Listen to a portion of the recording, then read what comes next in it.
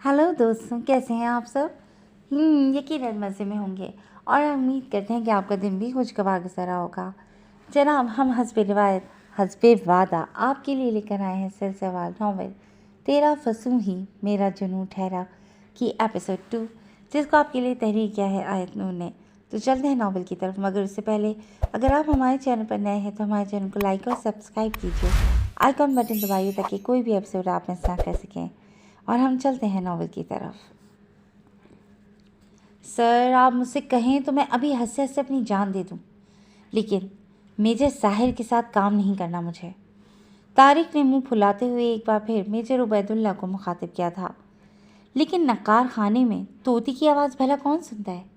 उसकी कोई 10वीं बार कही गई इस बात को एक बार फिर भरपूर तरीके से नज़रअंदाज किया गया था। आईएसआई हेडक्वार्टर की इस लंबी सी राहदारी में इस वक्त सबसे आगे मेजर उबैदुल्ला और मेजर साहिर कुछ डिस्कस करते हुए तेज़ कदमों से जा रहे थे। उनके पीछे ही मेजर साहिर की टीम के चारों अफराद अजीम, तलहा, रूहान और तारिक भी उनकी रफ्तार से मिलने की कोशिश में थे। वो सब अब लिफ्ट का बटन प्रेस करते हुए अंदर दाखिल हो रहे थे जब तारिक की मनमनाती हुई सी आवाज़ फिर सुनाई दी। मेजर साहिर ने उसे एक घूरी से नवाजा। तारिक, क्या तुम मुझे बता सकते हो कि हम सबके हतमी फैसले के बाद भी तुम अपनी इस फजूल सी जिद पर क्यों अड़े हो। जब एक बार कह दिया गया है कि इस मिशन में तुम मेजर साहिर का साथ दोगे तो इनकार का कोई सवाल ही पैदा नहीं होता। मेजर उबैदुल्ला ने अपनी बात रोककर अब रुख तारिक की जानिब मोड़ा और खास ही खुश्क आवाज़ में उसे मुखातिब किया था। सर, मैं आपके फैसले की कदर करता हूँ, लेकिन मेजर साहिर के साथ काम करते हुए हर पल दिल को धड़का सा लगा रहता है। ये कब क्या करने वाला है किसी को मालूम नहीं होता। इसका प्लान ए वो होता है जो हम सबको बताया गया होता है, लेकिन ऐन वक्त पर प्लान चेंज करके ये प्लान बी पर अमल करता है जो सिर्फ इसके दिमाग में होता है, और हम हक्का बक्का सब देखते रह जाते हैं। तारिक के चेहरे पर खफगी के आसार थे। मेजर साहिर संजीदा सा चेहरा लिए हाथ सीने पर बांधे लिफ्ट के दरवाजे की जानिब चेहरा किए खड़ा था, जैसे इस सब गुफ्तगू से कोई सरोकार ही ना हो। मौका और हालात को देखकर प्लान चेंज करना पड़ता है तारिक, और यही बेहतरीन हिकमत अमली होती है दुश्मन से निपटने की। और मेरे ख्याल में मेजर साहिर हर चीज़ को अच्छे तरीके से मैनेज करना जानता है, तभी इसका हर मिशन कामयाब होता है। मेजर उबैदुल्ला ने गोया नाक से मक्खी उड़ाई थी। तारिक का एहतजाज उनकी नज़र में कोई अहमियत ना रखता था। वो जानते थे शुरू में वो ऐसी ही ड्रामेबाजी करता है, लेकिन फिर मान भी जाता है। तारिक एक उधेड़ उम्र शख्स था जो कंप्यूटर के हर काम में मास्टर था, खुसूसन हैकिंग, लोकेशन ट्रेसिंग और इस तरह के काम करना तो उसके बाएं हाथ का खेल था। तभी इस तरह के मिशन में उसे ही तरजीह दी जाती थी। लेकिन सर, आपको पता है पिछली बार मेजर साहिब के साथ जो मिशन मैंने किया उसमें मरते मरते बचाऊँ मैं। इसकी वजह से मैं फंस गया था वहाँ। कांटेदार तारों से मेरा लिबास अटक गया था। अगर 1 मिनट की भी ताख़ीर हो जाती तो मैं इस वक्त शायद अल्लाह को प्यारा हो चुका होता या दुश्मन की किसी जेल में सड़ रहा होता। तारिक ने इस बार शिकायती अंदाज अपनाया। अगर आप मेरे कहने पर वहाँ गए थे तो आपको वहाँ मौत के मुंह से बचाने वाला भी मैं था, इसलिए ये शिकवे शिकायतें कोई मायने नहीं रखते। वैसे भी आईएसआई में आने का फैसला आपका अपना है, और जब इस फील्ड में आते हैं तो जान हथेली पर रखकर ही आते हैं। मेजर साहिर की सपाट सी आवाज़ उभरी थी। लिफ्ट का दरवाज़ा खुल चुका था। मेजर साहिर बात मुकम्मल करके लिफ्ट से निकल गया। पीछे ही बाकी सब ने भी कदम बढ़ाए। लेकिन अगर उस दिन ज़रा सी देर हो जाती तो? तारिक ने ख्यालात ही झुरझुरी सी ली। तो क्या हो जाता? ज़्यादा से ज़्यादा ये कि आप इस वक्त शहादत के रुतबे पर फाइज हो चुके होते, और ये तो खुशी की बात होती। मेजर साहिर की बेनियाजी से कही गई बात ने जहाँ तारिक को तिलमिला कर रख दिया था, वहाँ बाकी सबके चेहरों पर मुस्कुराहट बिखरी थी। मेजर उबैदुल्ला भी खामोश हो चुके थे। जानते थे कि मेजर साहिर खुद ही संभाल लेगा सब। हाँ हाँ, तुम्हें मेरा जिंदा रहना कैसे बर्दाश्त हो सकता है? वो कैसे भी तो है ना, 2 मिशन कर चुका हूँ मैं उसके साथ। हमेशा मुझे सेफ्टी जोन में रखा उसने। लेकिन तुम मेरे हाथ में गन थमा देते हो कि चलो तुम भी लड़ो। अरे भाई, मेरा काम कंप्यूटर से रिलेटेड है, ये गन्स चलाना मुझे नहीं आता। तारिक के एतराज़ात ख़त्म होने का नाम ही नहीं ले रहे थे। वो सब चलते हुए एक बड़ी सी दीवार के करीब पहुँचे। آپ فارغ وقت میں کمپیوٹر پر شوٹنگ گیمز کھیلتے رہتے تھے، تو میں نے سوچا حقیقی زندگی میں بھی آپ کو تجربہ کروا دیا جائے۔ میجر ساحر نے جواب دیتے ہوئے ایک سائٹ پر بنے سینسر پر انگوٹھا رکھ کر دبایا۔ فنگر پرنٹ سکین ہوتے ہی وہاں ایک چھوٹا سا بلاک نمودار ہوا جہاں چند بٹن لگے تھے۔ میجر ساحر نے مخصوص کوڈ دبایا، دیوار سامنے سے ہٹتی چلی گئی اور سامنے ایک بڑا سا کمرہ نمودار ہوا۔ وہ سب اندر داخل ہوئے۔ طارق اپنا راز کھلنے پر خجل سا ہوا۔ تو اور کیا کروں؟ اگر ذہنی ٹینشن سے بچنے کے لیے گیمز کھیل بھی لیتا ہوں تو کیا حقیقت میں گن پکڑا دو گے مجھے؟ طارق بگڑا تھا۔ بس کر دو طارق، یہ بچکانہ باتیں بند کرو۔ تمہیں ساحر کے ساتھ اس مشن پر بھیجنے کا فیصلہ ہمارا ہے۔ ISI کے فیصلے تم سے پوچھ کر نہیں کیے جائیں گے۔ اب تم سے اس مشن پر جانے کی درخواست نہیں کی جا رہی۔ اٹس این آرڈر، اور آرڈر فالو کرنا آپ سب پر لازم ہے۔ Is that clear? Major Obaidullah نے اب کی بار تھوڑا سا سخت لہجہ اپنانا ضروری سمجھا۔ شاید اسی لیے طارق نے بھی اپنی زبان پر قفل لگایا تھا۔ میجر ساحر ایک ٹیبل کی جانب آیا جہاں کوئی نقشہ پڑا تھا اور اس پر کچھ جگہوں کو ہائی لائٹ کیا گیا تھا۔ سو گائز، ہمارا سب سے پہلا کام یہ ہے کہ ہمیں معلوم کرنا ہے انڈین را ایجنسی کے کارکن پاکستان کے خلاف اس وقت کیا پلاننگ کر رہے ہیں، اور اس وقت ہمارے پاس صرف ایک ہی کڑی ہے اور وہ ہے یہ شعیب کرمانی۔ اس کے متعلق ساری انفارمیشن میں لے چکا ہوں۔ احمد کالونی کے اس پوائنٹ پر یہ اس وقت رہائش پذیر ہے، اور جس بلڈنگ میں یہ رہ رہا ہے اس کے بالکل سامنے والی بلڈنگ میں ایک فلیٹ میں رینٹ پر لے چکا ہوں۔ اس فلیٹ میں اور طارق رہیں گے چند دن کے لیے۔ شعیب کرمانی پر نظر رکھنے کے لیے ہمیں اس کے آس پاس ہی رہنا ہوگا۔ یہاں سے کچھ فاصلے پر مین روڈ پر ایک فلیٹ میں عظیم رکے گا۔ شعیب کرمانی ہر ویکینڈ پر ہفتے اور اتوار کی درمیانی شب کو اس ہوٹل میں جاتا ہے، رائل ہوٹل، اور وہ رات نہیں گزارتا ہے جہاں اس کے لیے خاص شراب و شباب کا انتظام کیا جاتا ہے۔ اس لیے طلحہ اور روحان اسی ہوٹل میں روم بک کروائیں گے۔ یوں ہم ایک دوسرے کے پاس رہیں گے، ایک دوسرے سے رابطے میں رہیں گے، اور شعیب کرمانی پر نظر رکھیں گے کہ اس کی کیا سرگرمیاں ہیں، وہ کس سے ملتا ہے اور کون کون اس کے ساتھ اس سب پلاننگ میں شامل ہے۔ پھر ہی ہم کوئی لائحہ عمل طے کر سکیں گے۔ انڈرسٹینڈ؟ میجر ساحر نے بات مکمل کر کے ان سب کی جانب دیکھا۔ یس سر، سب نے بیک وقت کہا تھا سوائے طارق کے۔ طارق، آپ اپنا منہ ٹھیک کریں گے اب؟ میجر ساحر نے اپروچ کا کر سوالیہ انداز میں اس کی جانب دیکھا۔ انداز طنزیہ تھا۔ ٹھیک ہے، میرا موڈ خفا سا لہجہ ابھی تک برقرار تھا۔ اوکے گائز، اپنا مختصر سامان لے لیجئے، ہم ٹھیک 2 گھنٹے بعد لاہور کے لیے روانہ ہو رہے ہیں۔ میجر ساحر کے کہنے پر وہ سب اس کمرے سے نکل آئے۔ اب وہاں صرف میجر ساحر اور میجر عبیداللہ موجود تھے، جو نقشے پر جھکے پھر کسی ڈسکشن میں مصروف ہو چکے تھے۔ رات کے 11:15 بجے کا وقت تھا۔ سب اس وقت خواب خرگوش کے مزے لوٹ رہے تھے، لیکن ایک وہ تھی جو ابھی تک صوفے پر آلتی پالتی مارے بیٹھی تھی، کتاب گود میں پڑی تھی۔ وہ کتاب پر دھیان دینے کی کوشش کر رہی تھی، لیکن بار بار نیند آنے لگتی۔ کتاب پر لکھے الفاظ نظروں کے سامنے گھومنے لگتے، یوں جیسے فضا میں اڑ رہے ہوں۔ نیند کی شدت کے باعث آنکھوں میں گلابی پن سا اتر آیا تھا، لیکن وہ بار بار آنکھیں مسلتی کتاب پر توجہ دینے کی کوشش کر رہی تھی۔ خود کو جگانے کی خاطر کئی بار ٹھنڈے پانی سے منہ بھی دھو کر آئی تھی، لیکن پھر بھی جاگنا مشکل ہو رہا تھا اس کے لیے۔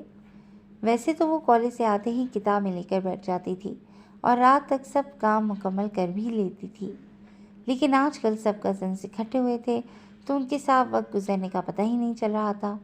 آج بھی شام تک وہ سب مل کر بیٹھے رہے، مستیاں کرتے رہے، جس کے باعث اس وقت اسے پڑھنا پڑ رہا تھا۔ صبح اس کی پریزنٹیشن تھی اور اسے ہر حال میں آج جاگنا تھا اس پریزنٹیشن کی تیاری کے لیے۔ اس نے وقت دیکھا، 12 بجنے میں 4 منٹ باقی تھے۔ کتاب ایک طرف رکھتی وہ اٹھی، دوپٹہ گلے میں لٹکاتے ہوئے سلیپرز پہنے اور واش روم کی جانب بڑھ گئی تاکہ منہ دھو کر نیند کو بھگایا جا سکے۔ چند لمحوں بعد ہی واش روم سے نکلی، ارادہ پھر کتاب پڑھنے کا تھا، لیکن سامنے ڈریسنگ میں نظر آتے اپنے عکس پر نگاہ پڑی تو وہ ٹھنڈی سانس لے کر رہ گئی۔ بکھرے بالوں کے ساتھ عجیب لاپرواہ سا حلیہ تھا جو اس کی نفاست پسند طبیعت کو گرا گزرا۔ तभी वो सोफे पर बैठने की बजाय ड्रेसिंग मिरर की जानिब चली आई। हेयर ब्रश थाम कर बालों को सुलझाया, चेहरे को थपथपाते हुए सोई सोई सूरत को कदरे नॉर्मल करना चाहा। अभी मुड़ने ही वाली थी जब बेड साइड टेबल पर पड़े सेल फोन की चीखती चिंगारती बेल ने उसके इत्तेकास को तोड़ा। इस टाइम किसकी कॉल आ गई? वो हैरत से बड़बड़ाती हुई सेल फोन की जाने बढ़ी। स्क्रीन पर जलते बुझते नंबर को देखा तो वहाँ अदन कॉलिंग लिखा नजर आ रहा था। अदन की कॉल? वो फिर से बड़बड़ाई और कॉल रिसीव की। हेलो, नॉर्मल से लहजे में कहते हुए वो सोफे की जानिब चली आई। Happy birthday to you, happy birthday to you, happy birthday to Daneen, happy birthday to you. अदम मदम सी आवाज़ में गुनगुनाया था। वो हक्का बक्का सी रह गई। तभी मोबाइल कान से हटाकर डेट देखी जो अब 24 फरवरी में बदल चुकी थी। उफ, उसने माथे पर हाथ मारा। इस बार भी वो अपना बर्थडे भूल चुकी थी। क्या हुआ, भूल गई थी ना इस बार भी? अदन ने उसकी खामोशी को महसूस करते हुए अंदाज़ा लगाया। हाँ, वाकई भूल गई मैं, but thank you so much अदन। दिल एकदम खुशगवारियत के एहसास से धड़कने लगा था। पिछले कई सालों की तरह इस बार भी सबसे पहले अदन ने ही उसे विश किया था। अच्छा लगा मेरा विश करना। अच्छा ये बता जल्दी से कि मुझसे पहले किसी और ने तो विश नहीं किया ना तुम्हें? वो बेताबी से पूछ रहा था। दानी को हंसी आई थी उसकी बात पर। हमेशा विश करने के बाद उसका पहला सवाल यही होता था। नहीं जनाब, किसी ने विश नहीं किया। आप ही पहले नंबर पर रहे हैं और इस बार भी आप ही हैं। और हाँ, बहुत बहुत अच्छा लगा मुझे आपका विश करना। उसका लहजा मुस्कुराता हुआ सा था। थैंक गॉड, अदन ने शुक्र अदा किया था। दानीन भी अब प्रेजेंटेशन की तैयारी भूल चुकी थी। चाहे जाने का एहसास कितना दिलकश होता है, ये कोई उससे पूछता। अच्छा, अपने कमरे की बालकनी खोलो जल्दी से। अदन की बात पर वो ठटकी। क्यों? मतलब इतनी रात को बालकनी खोलने का मकसद? उसका हैरान होना बनता था। उफ यार, एक तो तुम सवाल बहुत करती हो। बालकनी में आओ जल्दी। अदन के झंझलाने पर वो उठी, एक हाथ से फ़ोन कान से लगाए, दूसरे हाथ से पर्दा साइड पर करते हुए बालकनी का दरवाज़ा खोला। सामने चंद इंडोर प्लांट्स रखे थे। वो मतलाशी निगाहों से इधर उधर देख रही थी जब निगाह गमलों के दरमियान रखे खूबसूरत से बुके पर पड़ी। Oh my God! उसका चेहरा खुशी के एहसास से चमक उठा था। अदन ने उसका ये जुमला सुना था और उसे लगा जैसे उसकी मेहनत वसूल हो गई हो। दानीन फ़ौरन आगे बढ़ी, फ़ोन को कंधे और कान के दरमियान दबाते हुए बुके थामा। It's so beautiful. बेसाख्ता उसके लबों से सताइश भरा जुमला निकला था। हाँ, बिल्कुल तुम्हारी तरह। अदन की आवाज़ में नरम और ख़ूबसूरत जज्बात की झलक थी। अदन, बहुत अच्छा और खुशगवार सरप्राइज़ है ये मेरे लिए। लेकिन आप मेरे रूम में कब आए? ये बुके यहाँ कब रख कर गए? फ्लावर्स तो बिल्कुल फ्रेश लग रहे हैं। दानीन ने इन सुर्ख गुलाबों की महक को अपने अंदर उतारा था। हर बात मेरी जान बताने की नहीं होती, अदन धीमे अंदाज में गुनगुनाया। अच्छा जी, चलें ठीक है, ना बताएं। दानीन ने निचले लब का कोना दांतों तले दबाया। अब वो बुके को ड्रेसिंग टेबल पर रखे इन फूलों की नरमाहट को उंगली से महसूस कर रही थी। दानी, चंद पल की खुशी के बाद अदन ने उसे पुकारा। जी, वो खोई खोई सी बोली थी। तुमसे मिलने को दिल चाह रहा है, क्या हम मिल सकते हैं अभी? तुम चंद मिनट्स के लिए छत पर आ सकती हो? उसने मासूम से लहजे में अपने दिल की ख्वाहिश बयान की। दानीन के लबों पर मुस्कुराहट खेलने लगी। नहीं जनाब, अभी तो मिलना पॉसिबल नहीं है। यू नो, इस वक्त मेरा हुलिया अबतर सा हो रहा है। आपने देख लिया ना तो डर जाएंगे मुझसे, इसलिए सुबह मिलेंगे अब। वो जानबूझकर उसे सताने को कह रही थी। नहीं, मुझे अभी मिलना है तुमसे, मैं भी तुम्हें देखना चाहता हूँ प्लीज़। अदन ने मन्नत की। अदन, ज़िद मत करें, आप ताई जी को जानते हैं ना, अगर उन्हें भनक भी पड़ गई ना तो आपसे तो कुछ नहीं कहेंगी, मेरी शामत ज़रूर आ जाएगी। उन्हें वैसे ही नहीं पसंद आपका मुझसे ज़्यादा बातचीत करना, और फिर सिर्फ चंद घंटों की ही तो बात है, सुबह तो हमें मिलना ही है। वो संजीदा हुई थी। अदन ने भी दूसरी जानिब गहरी सांस ली। पता है क्या दानी, मैं सोच रहा था कि मैं कितना खुशनसीब हूँ कि तुमसे मोहब्बत की और बग़ैर किसी रुकावट के तुम्हें खुद से मंसूब भी कर लिया। सब जानते हैं कि तुम मेरे लिए बनी हो और मैं तुम्हारे लिए। खुदा का शुक्र अदा करता हूँ कि हमारे दरमियान ये जालिम समाज जैसी कोई चीज़ नहीं आई। लेकिन अब ऐसा लगता है जैसे मम्मा इस जालिम समाज का भरपूर किरदार अदा कर रही हैं हमारी कहानी में। पता नहीं क्या बर्खास्त है उन्हें तुमसे। अदन का लहजा शिकायती सा था। उसे मम्मा का दानीन के साथ बुरा रवैया बहुत खटकता था। ऐसे नहीं कहते अदन, वो मम्मा है आपकी। दानीन ने धीमे से लहजे में उसे समझाने की कोशिश की। मम्मा है वो, मैं जानता हूँ यार, लेकिन वो अभी से तुम्हारी सास का किरदार अदा कर रही हैं। मतलब अभी तो तुम मेरी ज़िंदगी में शामिल भी नहीं हुई और ऐसा रवैया रख रही हैं। जब मेरी तुमसे बाकायदा शादी हो जाएगी तब पता नहीं करे क्या करेंगी। अदन मम्मा के रवैये को लेकर खासा परेशान था। दानीन ने ये बात वाज़ेह महसूस की थी। आप टेंशन ना लें अदन, सब ठीक हो जाएगा। वो इससे ज़्यादा और क्या कहती। खदीजा बेगम के हर रवैये को वो सब रोतहम से झेल जाती थी, लेकिन कभी अदन को उनके खिलाफ भड़काने की कोशिश ना की थी उसने। ये उसी का ज़र्फ था। एक बात बताओ दानी, तुम इतना बड़ा दिल कहाँ से लाती हो? मतलब खामोशी से मम्मा की हर बात बर्दाश्त कर लेती हो। तुम्हें बुरा नहीं लगता? वो जाने क्या जानना चाह रहा था। दानी उसे जितना इस मौजू से हटाने की कोशिश कर रही थी, वो उतना ही इसी मौजू पर बात कर रहा था। चंद पल के लिए दानी की जानिब खामोशी छाई रही। बर्दाश्त करना पड़ता है अदन, इसके सिवा मैं कर भी क्या सकती हूँ। और मुझे कोई शिकवा नहीं है ताई जी से।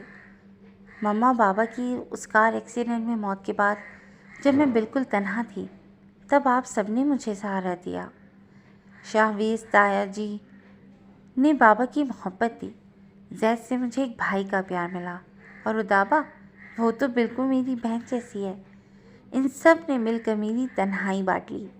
एक ताई जी ही है ना जिनके दिल में मेरे हवाले से कुछ गलत फहमियाँ हैं।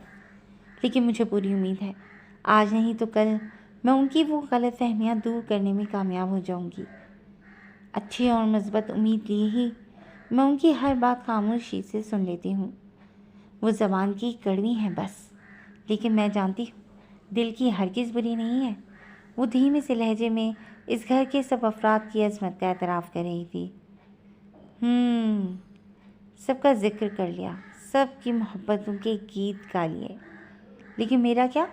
मेरा कोई नाम ही नहीं, बेवफा लड़की। अदन ने मसनूई नाराज़गी जाहिर की। आपसे तो मेरी सांसें चलती हैं अदन। कभी कभी मैं सोचती हूँ कि अगर आप मेरी ज़िंदगी में ना होते तो क्या बनता मेरा। आपके साथ मेरा हर रिश्ता बाद में, लेकिन पहले आप मेरे बहुत अच्छे दोस्त हैं, जिससे मैं अपने दिल की हर बात बिना किसी झिझक के कह सकती हूँ। आपने हर कदम पर मुझे गिरने से बचाया। मम्मा बाबा की डेथ के बाद अगर किसी ने मुझे समेटा तो वो आप थे। हर वो पल जब मुझे किसी सहारे की, किसी के साथ की ज़रूरत थी, उस पल में आप मेरे हमकदम थे। आपको कैसे भूल सकती हूँ मैं भला। पता नहीं मेरी कौन सी बात, कौन सी नेकी मेरे रब को पसंद आई कि मुझे आप सौंप दिए गए, और इस एक नेमत के बदले सारी ज़िंदगी भी शुक्र अदा करती रहूँ अल्लाह का, तो वो भी कम है। वो बहुत कम इतना बोलती थी, लेकिन आज ये सब कहना ज़रूरी था।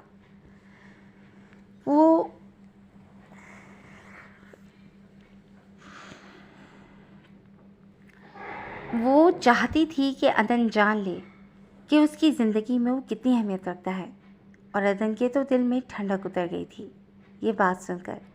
बिलाखिर दानी ने आज इकरार कर ही लिया था उससे मोहब्बत का, चाहे ढके छुपे अल्फाज में ही सही, और ये बात अदन के सुकून का मौजब बन गई थी। अच्छा ठीक है मलका जज्बात, अब ये सब बातें छोड़ो। तुम्हें उदास करने के लिए कॉल नहीं की मैंने। पुरानी सब बातों को भूल जाओ, सिर्फ मुझे याद रखो। और हाँ, सुबह किसी और के साथ कोई प्लान मत बनाना। कल रात तुम मेरे साथ डिनर पर जा रही हो, समझ गई? अदन ने उसके उदासपन को दूर करने के लिए मौजू बदल दिया। यकीनन अपने पेरेंट्स को याद करना दानी के लिए तकलीफ दे था, और वो उसे तकलीफ से बचाना चाहता था। Okay done. वो आंखों में आई नमी को साफ करते हुए बोली थी। अदन ऐसा ही तो था, पल में उसके मूड को बदलने की सलाहियत रखता था वो। अच्छा मैं फ़ोन रखता हूँ, लगता है आवाज़ सुनकर मम्मा आ रही हैं। اگر انہیں معلوم پڑ گیا کہ اتنی رات کو جاگ کر تم سے موے گفتگو ہوں تو پھر ایک لمبا لیکچر سننے کو ملے گا، اور اس وقت میرا موڈ بہت اچھا ہے، سو میں موڈ خراب نہیں کرنا چاہتا، اس لیے گڈ نائٹ، اللہ حافظ۔ اور ہاں، ایسے تو مل نہیں سکتی تو خواب میں آ کر ملاقات ضرور کر جانا۔ I miss you so much, bye. Adan تیز تیز کہتے ہوئے جلدی سے کال ڈسکنیکٹ کر گیا تھا۔ کال کٹنے سے پہلے دانین نے تائی جی کی آواز سنی تھی جو عدن کو ہی پکار رہی تھی۔ بہت دیر تک وہ فون کو تھوڑی سی ٹکائے عدن کی باتوں کو سوچ کر مسکراتی رہی تھی۔ وہی تو تھا جو اس کی خزاں جیسی زندگی میں بہار لانے کا، رنگ برنگے پھول کھلانے کا باعث تھا۔ ہفتے کا دن تھا، شام کے 5 بج رہے تھے۔ ساحر اس وقت شعیب کرمانی کے فلیٹ کے بالکل سامنے والے فلیٹ کی کھڑکی میں کھڑا تھا۔ ان کا فلیٹ 2nd فلور پر تھا اور شعیب کرمانی بھی 2nd فلور پر ہی رہائش پذیر تھا، اس لیے یہاں سے اس پر نظر رکھنا آسان تھا۔ شعیب کرمانی کے کمرے کی کھڑکی کھلی تھی، پردہ بھی سمیٹا ہوا تھا۔ ساحر نے ایک بار پھر دوربین آنکھوں سے لگاتے ہوئے کمرے کا جائزہ لینا چاہا، جہاں صوفے پر بیٹھا شعیب کرمانی فون پر گپیں ہانکنے میں مصروف تھا۔ یہ شخص آج جاگ کیوں نہیں رہا؟ اس کی روٹین اور ہماری پلاننگ کے مطابق آج اسے رائل ہوٹل جانا تھا۔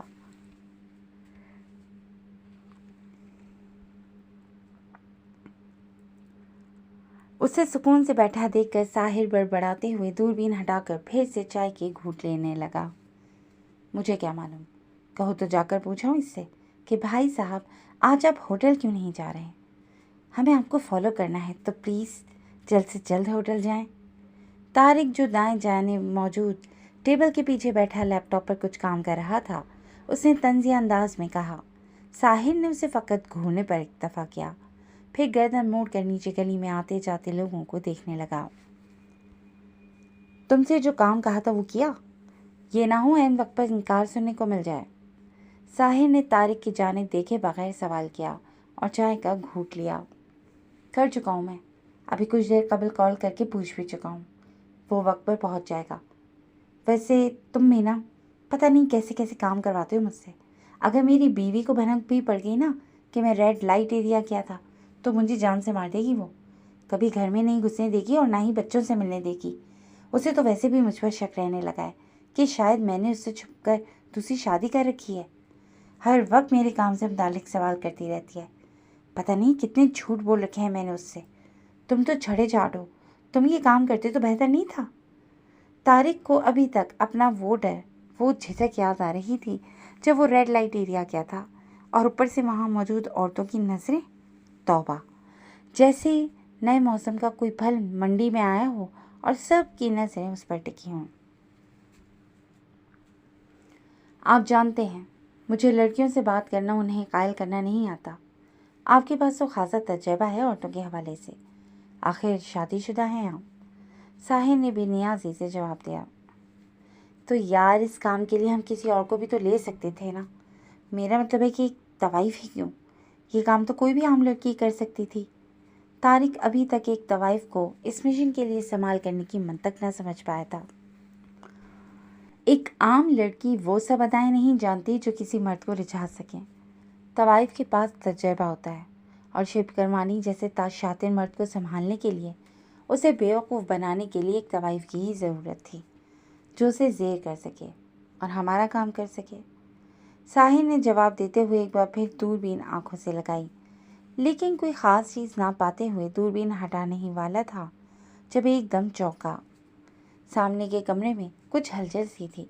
اس نے دوربین سے بغور دیکھا۔ شعیب کرمانی بات گاؤن میں ملبوس اب الماری کھولے کھڑا تھا۔ شعیب کرمانی شاید جانے کی تیاری میں ہے، ساحر نے طارق کو بتاتے ہوئے ساتھ ہی کان میں لگی بلوٹوتھ ڈیوائس سے باقی تینوں ٹیم ممبر سے رابطہ کیا۔ Be alert guys, Shoaib Kirmani یہاں سے نکلنے ہی والا ہے، سب کچھ پلان کے مطابق ہونا چاہیے۔ عظیم، جیسے ہی شعیب کرمانی یہاں سے نکلتا ہے میں انفارم کروں گا۔ مین روڈ سے تم اسے فالو کرو گے، دیکھنا کہ راستے میں وہ کس کس سے ملتا ہے، اور ہر بات کی ڈیٹیلز مجھے چاہیے، انڈرسٹینڈ؟ ساحر کا باروب سا لہجہ سنائی دیا تھا۔ उन सबको अलर्ट करके साहिर ने राब्ता मुनक़ता किया और दोबारा दूरबीन से शुएब करमानी के कमरे का जायज़ा लिया। वो अब खुद पर परफ्यूम का छिड़काव कर रहा था। वैसे मुझे एक बात समझ नहीं आती, ऐसे घटिया काम लोग कर कैसे लेते हैं? मतलब अगर इस शुएब करमानी को खुद अपने नफ्स पर कंट्रोल नहीं तो शादी कर लेना। यूँ गैर औरतों से गलत ताल्लुकात रखते हुए शर्म नहीं आती इसे? छी, गंदा आदमी। तारिक एक सादा सा आदमी था, तभी अपनी सोच के मुताबिक ही बात करता था। साहिर ने ताज्जुब से उसकी जानिब देखा। क्या हुआ, कुछ गलत कह दिया मैंने क्या? तारिक को उसका यूं देखना बर्दाश्त ही कहाँ होता था। नहीं, मैं सोच रहा था कि तुम सच में इतने मासूम हो या बस मेरे सामने ऐसे बनते हो। एक बात तो बताओ, तुम्हें ISI में रखा किसने? कभी कभी तारिक की बेतुकी बातें साहिर को तपा कर रख देती थीं, और अब भी यही हुआ था। अब ऐसा भी क्या कह दिया मैंने, और तुम्हें मेरी मासूमियत से क्या लेना देना? भाई, मेरी जॉब का ताल्लुक कंप्यूटर से है और मैं अपनी जॉब पूरी ईमानदारी से करता हूँ। तारिक शायद बुरा मना गया था उसकी बात पर, तभी मुंह बसूर कर जवाब दिया था। साहिर ने गहरी सांस ली।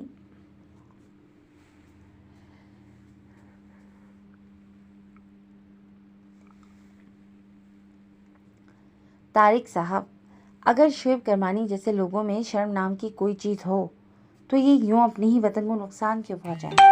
अपने हम वतनों के साथ गद्दारी क्यों करें? ये जिस थाली में खाते हैं उसी थाली में छेद करते हैं।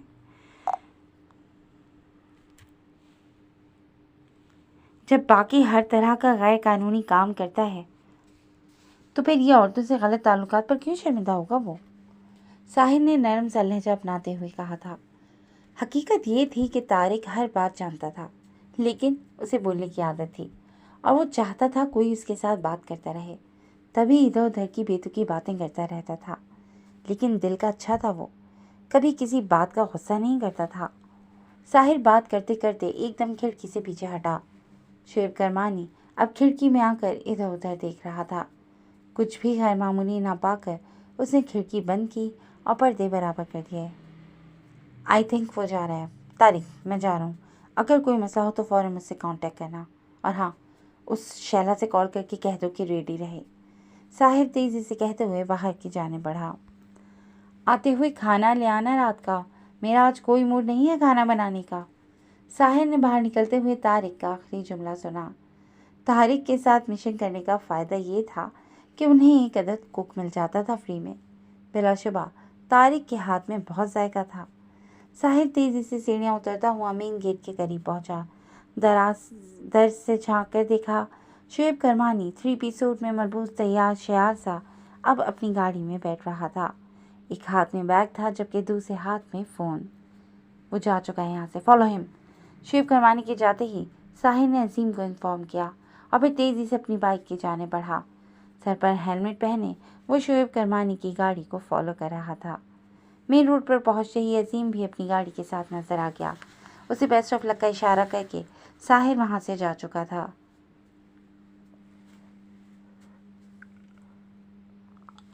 उसे जल्द अज जल्द होटल पहुंचना था, तभी उसने शॉर्टकट लिया था। शुएब करमानी इस वक्त अहमद कॉलोनी में अपने फ्लैट में सोफे पर नींदराज पुरसुकून सा सिगरेट फूंकने में मसरूफ था। सामने ही LED पर कोई फिल्म चल रही थी, लेकिन शुएब करमानी का ध्यान किसी और जानिब था। चंद सेकंड्स बाद ही उसका टेबल पर रखा फ़ोन बजने लगा। शुएब करमानी ने तमाम सोचों को झटकते हुए फ़ोन उठाकर देखा तो सामने प्राइवेट नंबर कॉलिंग लिखा नजर आ रहा था। शुएब करमानी ने अबरूज खाकर फ़ोन को घुरा, फिर कॉल रिसीव की। हेलो। फ़ोन कान से लगाते हुए सिगरेट का एक गहरा कश लिया। ISI के 5 बंदे तुम्हें फॉलो कर रहे हैं क्योंकि उन्हें शक हो चुका है कि तुम राय एजेंसी के साथ मिलकर पाकिस्तान के ख़िलाफ़ कुछ प्लान कर रहे हो। कॉल करने वाले के लहजे में अजब पुरस्कारियत थी। व्हाट? तुम कौन हो? और शुएब करमानी का दिमाग भग से उड़ा था इस सिलसिला पर। वो सीधा होने को था जब फ़ोन से आने वाली आवाज़ पर ठहर सा गया। अपनी जगह से हिलना भी मत। जिस अंदाज में बैठे हो वैसे ही बैठे रहो, क्योंकि तुम्हारे कमरे की खिड़की से तुम पर नज़र रखी जा रही है। तुम्हारे किसी भी अंदाज या हरकत से वो लोग चौकन्ने हो सकते हैं। वो शख्स जाने कैसे हर बात जानता था। शुएब करमानी की खिड़की की जानिब पुश थी। उसने कनखियों से इधर उधर देखते हुए कुछ सोचा, फिर एलईडी का रिमोट उठाकर उसे ऑफ किया। अब एलईडी की तारीकी स्क्रीन में खिड़की का अक्स दिखाई दे रहा था और खिड़की के पार दूरबीन आंखों से लगाए किसी शख्स का अक्स भी। मतलब कॉल पर मिलने वाली इत्तला बिल्कुल दुरुस्त थी। कौन हो तुम और मुझे ये सब क्यों बता रहे हो? मेरी मदद करके तुम्हें क्या मिलेगा? और कहीं उन्होंने मेरा फ़ोन तो टेप नहीं कर रखा? शुएब करमानी कॉल करते करते उठा। उसके लहजे में परेशानी थी।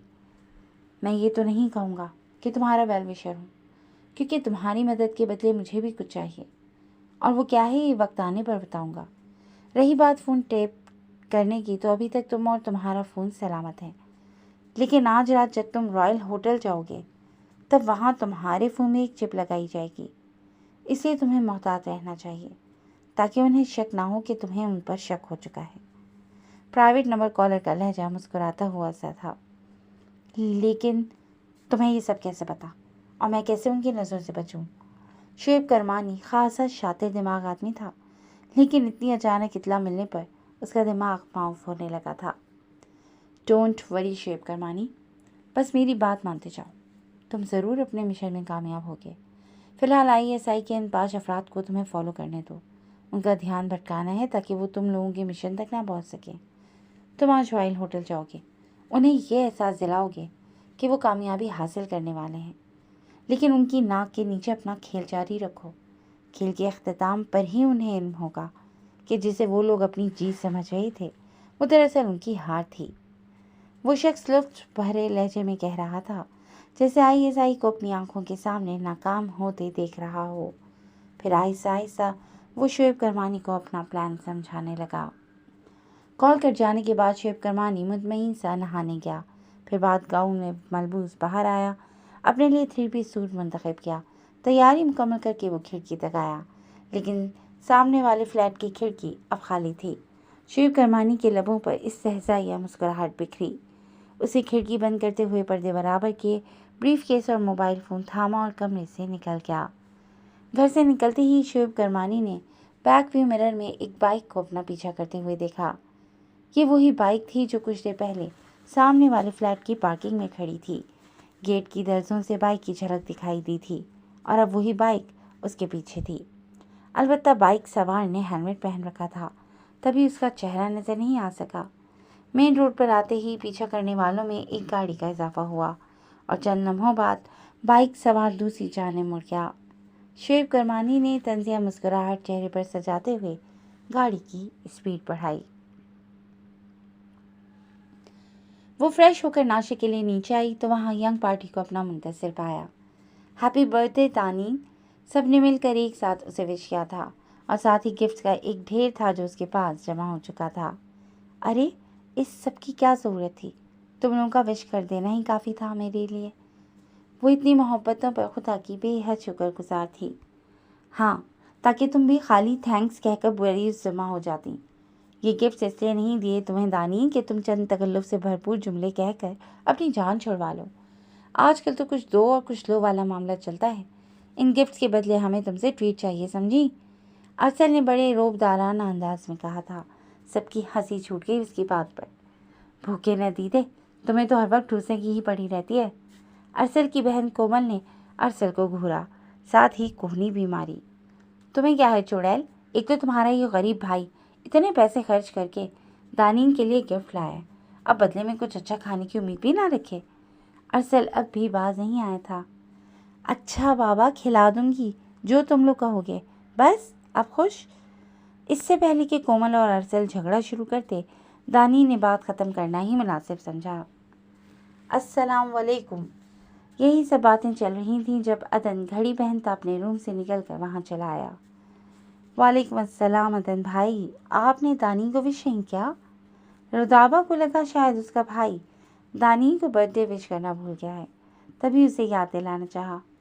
ओह दानी, हैप्पी बर्थडे यार, मैं तो भूल ही गया। अदन ने जानबूझकर चिढ़ाने वाली मुस्कुराहट चेहरे पर सजाकर अरसल को देखा।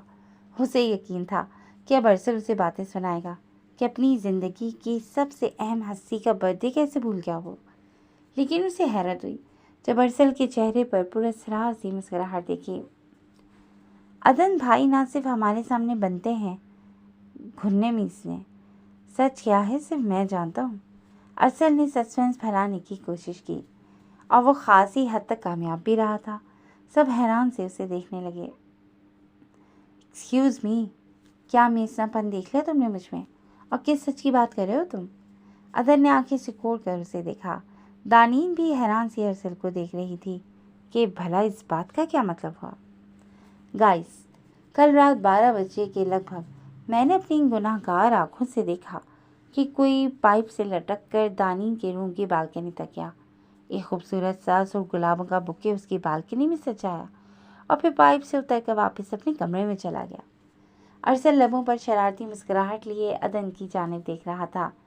जहाँ दानीन झेप कर रह गई, वहीं अदन सबके सामने इस बात के खुलने पर खजालत के मारे रुख मोड़ गया। क्यों अदन भाई, वो आप ही थे ना? अरसल ने आंखें मटकाते हुए पूछा। सबकी मानिखे सी निगाहें अब अदन पर थीं। पता नहीं क्या उलफुल बोले जा रहे हो तुम। मुझे क्या ज़रूरत है भला यूँ छुप कर जाने की? अगर मैं चाहूँ तो क्या दरवाजे से नहीं जा सकता?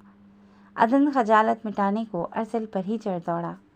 हाँ, लेकिन दरवाजे से जाने पर सरप्राइज हरगिज़ ना रहता। अरसल ने बेनियाजी से की रिंग उंगली में घुमाते हुए कहा, जो उसने अदन की पैंट की पॉकेट से ही उचकी थी। सब इस सिचुएशन से लुफ्तंदोज हो रहे थे। ऐसा कुछ नहीं है, तुम्हें गलतफहमी हुई है। अदन ने बात ख़त्म करनी चाहिए। आहा, सुन रहे हैं सब? अदन भाई अब झूठ भी बोलने लगे हैं। वैसे भाई, मुझे मालूम था आप ऐसे ही कहेंगे, तभी सबूत भी है मेरे पास। एक मिनट ज़रा। अरसल की बात पर अदन ने चंबे से उसकी जानिब देखा। अब पता नहीं कौन सा सबूत दिखाने जा रहा था वो। अरसल सर झुका अपने फ़ोन की स्क्रीन को स्क्रॉल कर रहा था, फिर एक वीडियो पर क्लिक किया। अदन भाई, पहचाने से? ये पाइप से लटकता हुआ बंद है। ओह सॉरी, मेरा मतलब बंदा कौन है भला? अरसल ने स्क्रीन अदन की जानिब की। बाकी सब भी बमुश्किल हंसी रोकते हुए वीडियो देख रहे थे। कमीने, रातों को उठ कर भी तुम मेरी ही जासूसी करते रहते हो। अदन दांत पीसते हुए अरसल की जानिब बढ़ा। बहुत से हुए जल्दी से पीछे हटा। अदन की संजीदा तबीयत के बाइस बाकी सब उससे इतने बेतकल्लुफ़ नहीं होते थे, लेकिन अरसल हर वक्त उसे तंग करने के मूड में रहता था और अरसल की इन शरारतों पर अदन चाहकर भी गुस्सा नहीं कर पाता था। इसी बात का फ़ायदा उठाता था अरसल। वो क्या है ना अदन भाई, कि मुझे भी अपनी होने वाली उसको ऐसे ही विश करना है। अब मुझे तो लड़कियों को खुश करने का कोई तरीका आता नहीं, तो सोचा आपसे ही सीख लूँ।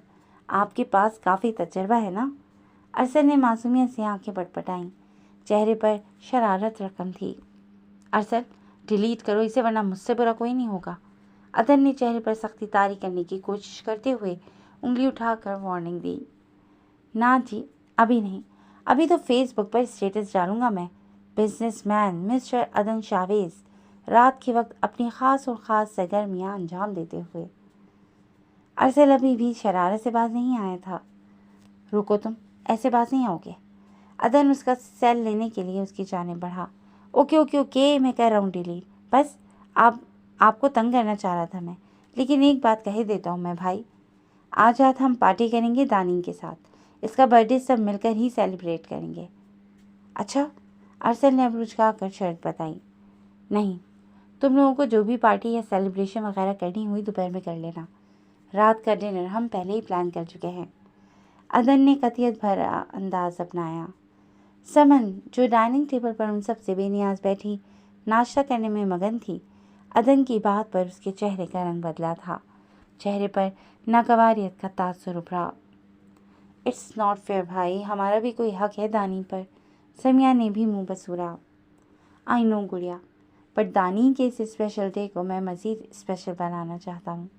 आप लोगों को जो भी करना हो हमारे डिनर पर जाने से पहले कर लेना। हम दोनों को भी तो कुछ वक्त दो ना आज के दिन के लिए। और प्लीज़ इस टॉपिक पर मज़ीद बहस नहीं। मैं ऑफिस से लेट हो रहा हूँ, आ जाओ सब नाश्ता करते हैं। अदन ने बात ख़त्म करनी चाहिए। समन के चेहरे पर जहरीलापन अपनी झलक दिखाने लगा। अदन चलता हुआ डाइनिंग टेबल तक आया। बाकी सब भी नाश्ते की गर्ज से वहीं चले आए। दानीन ने अदन के बराबर वाली कुर्सी खींची। वो बैठने ही वाली थी जब समन एक झटके से उठी और डाइनिंग हॉल से निकलती गई। इसे क्या हुआ? अदन ने हैरत से उस जानिब देखा جہاں سے وہ ابھی گئی تھی۔ باقی سب نے کندھے اچکا دیے۔ سمن آپ ہی بہت بدلی سی لگتی ہیں آج کل، ارسل نے تبصرہ کیا۔ میں دیکھتی ہوں انہیں، آپ لوگ ناشتہ کریں۔ سمیہ کو اپنی بہن کا یہ رویہ ناگوار گزرا تھا۔ وہ باقی سب کی توجہ کا ارتکاز ہٹانے کی غرض سے انہیں ناشتے کا کہتی وہاں سے چلی گئی۔ کیا ہو گیا ہے آپ کو؟ یوں ناشتہ ادھورا چھوڑ کر آنے کی کیا ضرورت تھی؟ وہ سب کیا سوچے ہوں گے ہمارے بارے میں کہ کس قدر علم مینرڈ ہیں ہم لوگ۔ سمیہ اس سے چھوٹی تھی لیکن اس کی نسبت کافی سمجھدار تھی اور اس کے اس رویے کے پیچھے چھپی وجہ کو بھی بخوبی جانتی تھی۔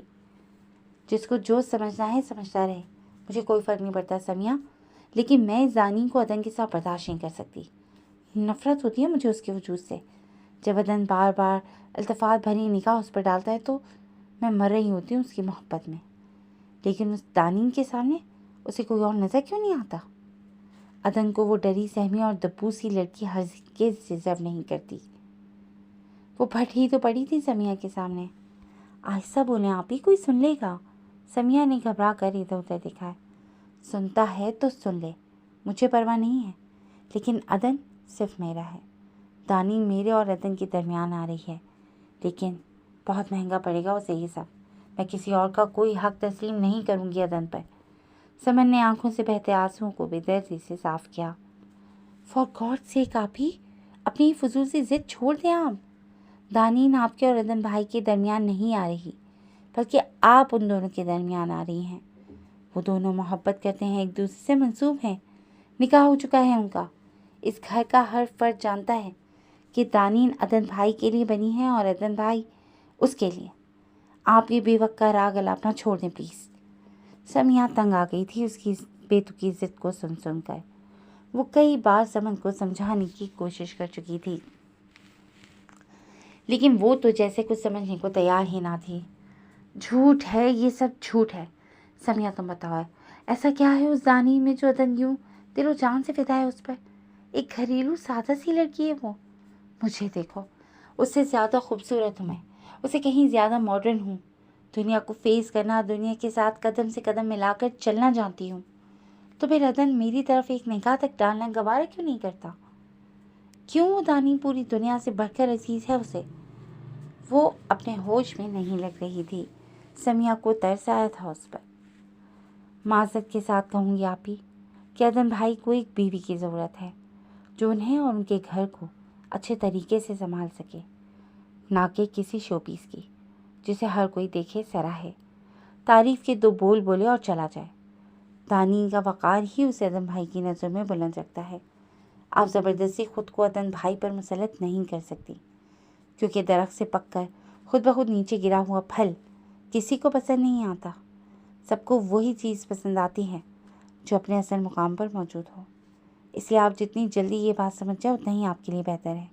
اور ہاں، بلا وجہ دانین سے حسد کرنا بند کر دیں۔ وہ ایک سمپل اور معصوم سی لڑکی ہے۔ کہیں ایسا نہ ہو کہ آپ کا یہ حسد اس کی خوشیوں کو نگل جائے، کیونکہ اگر ایسا ہوا نا تو خوش آپ بھی نہیں رہ پائیں گی۔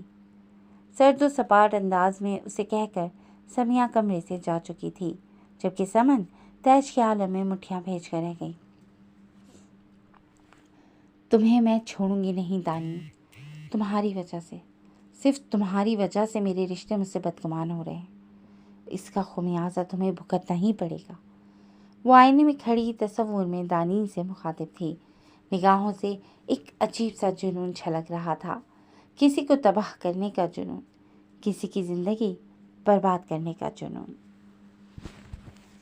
جی فرینڈز، آج کے لیے بس اتنا ہی۔ کیسی لگی آپ کو آج کی ایپیسوڈ؟ یقیناً پسند آئی ہوگی، تو جڑی رہی گا ہمارے چینل کے ساتھ جہاں ہم نئی ایپیسوڈ لے کر آئیں گے۔ ٹل دین ٹیک کیئر اینڈ اللہ حافظ۔